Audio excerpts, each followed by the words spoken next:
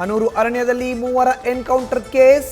ಚರ್ಚ್ನಲ್ಲಿಂದು ಮೃತದೇಹಗಳನ್ನು ಇಟ್ಟು ಸಾಮೂಹಿಕ ಪ್ರಾರ್ಥನೆಯನ್ನು ಮಾಡಿ ಬಳಿಕ ಅಂತ್ಯಕ್ರಿಯೆಯನ್ನು ನೆರವೇರಿಸಲಾಗುತ್ತೆ.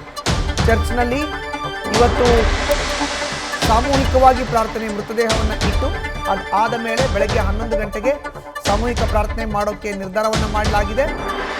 ತೋಮಿಯಾರ್ ಪಾಳ್ಯದ ಚರ್ಚ್ನಲ್ಲಿ ಸಾಮೂಹಿಕ ಪ್ರಾರ್ಥನೆ ಮೃತದೇಹವನ್ನು ಇಟ್ಟು ಸಾಮೂಹಿಕ ಪ್ರಾರ್ಥನೆ ಮಾಡಬೇಕು. ತೋಮಿಯಾರ್ ಪಾಳ್ಯದ ಚರ್ಚ್ನಲ್ಲಿ ಆದ ಬಳಿಕ ಚರ್ಚ್ ಫಾದರ್ ಕೆ ಚಾರ್ಲ್ಸ್ ನೇತೃತ್ವದಲ್ಲಿ ಅಂತ್ಯಕ್ರಿಯೆಯನ್ನು ನೆರವೇರಿಸುವುದು. ಮೈಸೂರು ಸೇರಿದಂತೆ ವಿವಿಧ ಚರ್ಚ್ಗಳಿಂದ ಬರ್ತಾ ಇದ್ದಾರೆ ಪಾದ್ರಿಗಳು.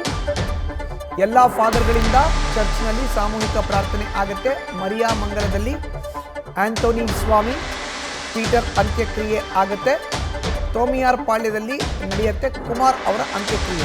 ಎನ್ಕೌಂಟರ್ನಲ್ಲಿ ಈಗ 3 ಮೃತಪಟ್ಟಿದ್ದಾರೆ ಅಂತ ಏನು ಹೇಳಲಾಗ್ತಾ ಇದೆ. ಸಾಮೂಹಿಕ ಪ್ರಾರ್ಥನೆಗೆ ನಿರ್ಧರಿಸಲಾಗಿದೆ. ನೋಡಿ, ಇವರು ಕುಮಾರ್, ಪೀಟರ್ ಮತ್ತು ಆಂಟೋನಿ ಸ್ವಾಮಿ ಇನ್ನೊಬ್ರು. ಸೊ ಈ 3 ಕೂಡ ಎನ್ಕೌಂಟರ್ನಲ್ಲಿ ಮೃತಪಟ್ಟಿದ್ದಾರೆ. ಹೆಚ್ಚಿನ ಮಾಹಿತಿ ನೀಡ್ತಾರೆ ನಮ್ಮ ಪ್ರತಿನಿಧಿ ನಂದೀಶ್. ದೂರವಾಣಿ ಸಂಪರ್ಕಕ್ಕೆ ಸಿಕ್ಕಿದ್ದಾರೆ. ನಂದೀಶ್, ಇವತ್ತು ಬೆಳಗ್ಗೆ 11 ಗಂಟೆಗೆ ಮೃತದೇಹವನ್ನು ಚರ್ಚ್ನಲ್ಲಿ ಇಟ್ಟು ಸಾಮೂಹಿಕ ಪ್ರಾರ್ಥನೆ ಬಳಿಕ ಅಂತ್ಯಕ್ರಿಯೆಗೆ ನಿರ್ಧಾರ ಮಾಡಲಾಗಿದೆ. ಎಲ್ಲಿಂದ ಪಾದ್ರಿಗಳು ಬರ್ತಾ ಇದ್ದಾರೆ, ಏನೇನು ಕಾರ್ಯಕಲಾಪಗಳು ಇರುತ್ತಿವತ್ತು? ಖಂಡಿತ ಮಧುಸೂದನ್, ಕಾವೇರಿ ವನ್ಯಜೀವಿ ಧಾಮದಲ್ಲಿ ನಡೆದಂತಹ ಎನ್ಕೌಂಟರ್ ಪ್ರಕರಣದಲ್ಲಿ 3 ಮೃತಪಟ್ಟಿರುವಂತದ್ದು ಬಹಳಷ್ಟು ಗಲಾಟೆಗೂ ಕೂಡ ಈ ಒಂದು ಪ್ರಕರಣ ಕಾರಣ ಆಗಿತ್ತು. ಆಕ್ರೋಶ ಅರಣ್ಯ ಇಲಾಖೆ ವಿರುದ್ಧ ಇಲ್ಲಿನ ಅವರ ಕುಟುಂಬಸ್ಥರು ಮತ್ತೆ ಸ್ಥಳೀಯರು ಕೂಡ ಆಕ್ರೋಶಗೊಂಡಿದ್ರು. ಸದ್ಯ ಅವರ ಏನು ಮರಣೋತ್ತರ ಪರೀಕ್ಷೆಯನ್ನು ನಡೆಸಿ ಈಗಾಗಲೇ ರಾತ್ರಿಯೇ ಅವರ ಪಾರ್ಥಿವ ಶರೀರ ಅವರು ಹುಟ್ಟೂರಿಗೆ ಆಗಮಿಸಿರುವಂತದ್ದು. ಹನೂರು ತಾಲೂಕಿನ ಜಗನ್ನಾಥ ದೊಡ್ಡಿ ಮತ್ತೆ ಮರಿಮಂಗಲ ಗ್ರಾಮ ಮತ್ತೆ ತೋಮಿಯರ್ ಪಾಳ್ಯ ಈ ಒಂದು ಗ್ರಾಮಗಳಿಗೆ ಅವರ ಪಾರ್ಥಿವ ಶರೀರವು ಕೂಡ ಶಿಫ್ಟ್ ಆಗಿರುವಂತದ್ದು. ಇವತ್ತು ಅವರ ಅಂತ್ಯಕ್ರಿಯೆಯನ್ನ ಕ್ರಿಶ್ಚಿಯನ್ ಸಂಪ್ರದಾಯದಂತೆ ನೆರವೇರಿಸೋದಕ್ಕೆ ಎಲ್ಲ ರೀತಿಯ ಸಿದ್ಧತೆಗಳನ್ನ ಮಾಡಿಕೊಳ್ಳಲಾಗಿದೆ. ತೋಮಿಯರ್ ಪಾಳ್ಯದ ಚರ್ಚ್ ಏನಿದೆ, ಆ ಒಂದು ಚರ್ಚ್ನಲ್ಲಿ 11 ಗಂಟೆಗೆ ಅವರ 3 ಪಾರ್ಥಿವ ಶರೀರವನ್ನು ಇಟ್ಟು ಸಾಮೂಹಿಕ ಪ್ರಾರ್ಥನೆಯನ್ನ ಮಾಡುವಂತದ್ದು.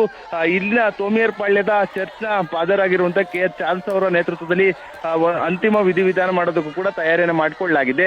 ಮೈಸೂರಿನ ಕ್ರಿಶ್ಚಿಯನ್ಸ್ ಧರ್ಮಗುರುಗಳೆಲ್ಲರೂ ಕೂಡ ಬಿಷಪ್ ಸೇರಿದಂತೆ ಹಲವರು ಧರ್ಮಗುರುಗಳು ಕೂಡ ಬರುವಂತದ್ದು. ಅವರೆಲ್ಲರೂ ಕೂಡ ಸೇರಿ ಸಾಮೂಹಿಕ ಪ್ರಾರ್ಥನೆಯನ್ನು ಕೂಡ ಮಾಡೋದಕ್ಕೆ ಎಲ್ಲ ರೀತಿಯ ತಯಾರಿಗಳನ್ನ ಮಾಡಿಕೊಳ್ಳಲಾಗಿದೆ. 11 ಗಂಟೆಯಿಂದ ಸುಮಾರು 12 ಗಂಟೆವರೆಗೂ ಕೂಡ ಸಾಮೂಹಿಕ ಪ್ರಾರ್ಥನೆ, ಬಲಿಪೂಜೆ ಸೇರಿದಂತೆ ವಿವಿಧ ವಿಧಿವಿಧಾನಗಳ ಪ್ರಾರ್ಥನೆಗಳು ಕೂಡ ಸಲ್ಲಿಕೆ ಆಗುವಂತದ್ದು. ಅದಾದ ನಂತರ ಏನು ಇಬ್ಬರ ಪಾರ್ಥಿವ ಶರೀರ ಏನು ಆಂಟೋನಿ ಮತ್ತು ಪೀಟರ್ ಅವರ ಒಂದು ಕಡೆ ಒಂದು ಸಮಾಧಿಯಲ್ಲಿ ಮರಿಮಂಗಲದ ಸಮಾಧಿಯಲ್ಲಿ ಅವರ ಅಂತ್ಯಕ್ರಿಯೆಯನ್ನು ನಡೆಸೋದಕ್ಕೆ ಮುಂದಾಗಿದ್ದಾರೆ. ಇನ್ನು ಕುಮಾರ್ ಅವರ ಹುಟ್ಟೂರು ರೋಜರ್ ಪಾಳ್ಯದಲ್ಲಿ ಅವರ ಅಂತ್ಯಕ್ರಿಯೆಯನ್ನು ಮಾಡೋದಕ್ಕೂ ಕೂಡ ತಯಾರಿಯನ್ನ ಮಾಡಿಕೊಳ್ಳಲಾಗಿರುವಂತದ್ದು. ಅಂದ್ರೆ ಕ್ರಿಶ್ಚಿಯನ್ ಸಂಪ್ರದಾಯದಂತ ಪ್ರಕಾರ ಅಲ್ಲಿನ ಕ್ರಿಶ್ಚಿಯನ್ ಧರ್ಮಗುರುಗಳೇನಿದ್ದಾರೆ ಅವರ ನೇತೃತ್ವದಲ್ಲಿ ವಿಧಿವಿಧಾನ ಮಾಡೋದಕ್ಕೂ ಕೂಡ ಸಿದ್ಧತೆಗಳನ್ನ ಮಾಡಿಕೊಳ್ಳಲಾಗಿದೆ. ಸುಮಾರು 12ರಿಂದ 1 ಗಂಟೆಯ ವೇಳೆಗೆ ಅವರ ಒಂದು ಅಂತ್ಯಕ್ರಿಯೆಯನ್ನು ಕೂಡ ಮಾಡಲಿರುವಂತದ್ದು. ಮಧುಸೂದನ್, ಧನ್ಯವಾದ ನಂದೀಶ್ ನಿಮ್ಮ ಮಾಹಿತಿಗೆ.